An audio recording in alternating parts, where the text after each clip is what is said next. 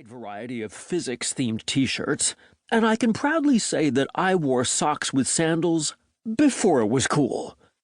My hair is a curly mess, and when passing on genes, my dad bestowed upon me the gift of multiple cowlicks. On a good day, I look like I do not own a hairbrush. On a bad day, I look like the love child of Albert Einstein and Edward Scissorhands. There are more bad days than good ones.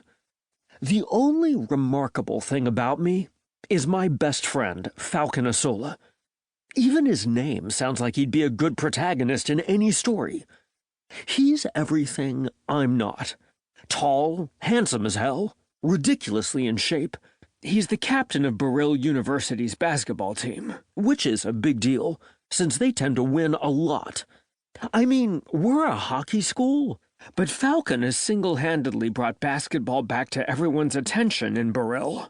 They even renovated the courts last year, because winners get special perks like that. Falcon is popular, and there are no vomit-related episodes in his past. Instead, he's quick with a comeback, funny and smart. It would be annoying as hell if he wasn't my best friend since the summer before 9th grade, and the coolest, nicest human being on planet Earth. He's the Wayne to my Garth, Wallace to my Gromit, Shrek to my Donkey, Batman to my Robin. And sure, I guess you could argue that without Watson's help, Sherlock would be a neurotic mess who couldn't even solve the case half the time. But let's face it, nobody would go see a film about Dr. Watson.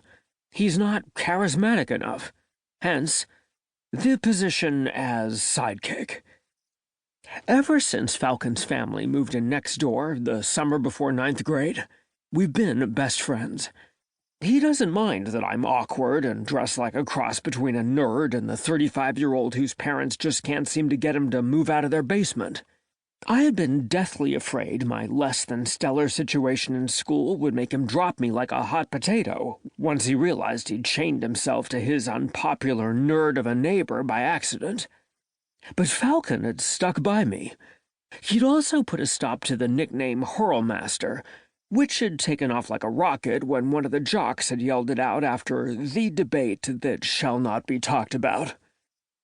The thing about sidekicks is, they're usually left in the hero's shadow. See, when I made my big, life-changing discovery about being a sidekick, it took me a while to come to terms with it. Everybody wants to be a hero in their story. It's human nature. But like my grandma used to say, life is not a wish factory. If you want something, you gotta be willing to work for it. And so, with those words of wisdom in mind, I took a good hard look at myself at the end of my junior year of college. The results were disappointing, but I had a quick fix.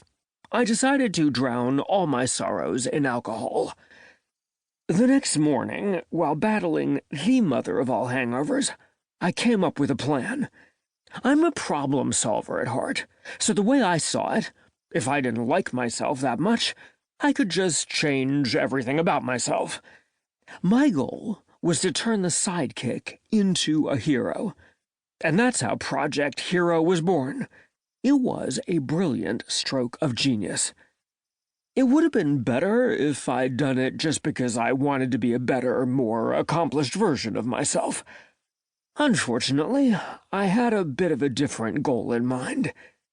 Namely, I was in love with Falcon, and I would finally make him notice me.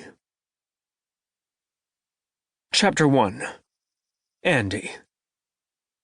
I, like a lot of people, am a creature of habit.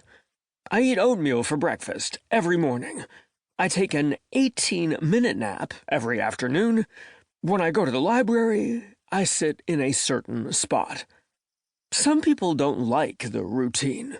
Me, I love it. It helps me concentrate and makes my brain less crowded if I have all the everyday decisions made beforehand. Which is why it throws me for a loop when I get to the library on a sunny Friday afternoon, only to find that my usual seat has already been taken.